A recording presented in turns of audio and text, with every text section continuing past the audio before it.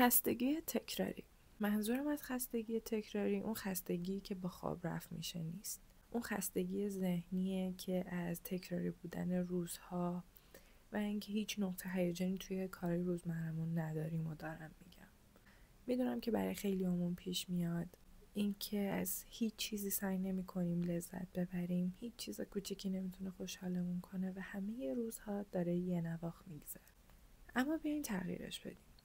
با یه کار کوچیک 10 دقیقه کتاب بخونیم، 10 دقیقه به یه موضوع متفاوت فکر کنیم، 10 دقیقه فیلم کوتاه ببینیم، 10 دقیقه پادکست گوش کنیم و سعی کنیم یک کم تغییرات و عادتهای جدید بیاریم توی روزمون.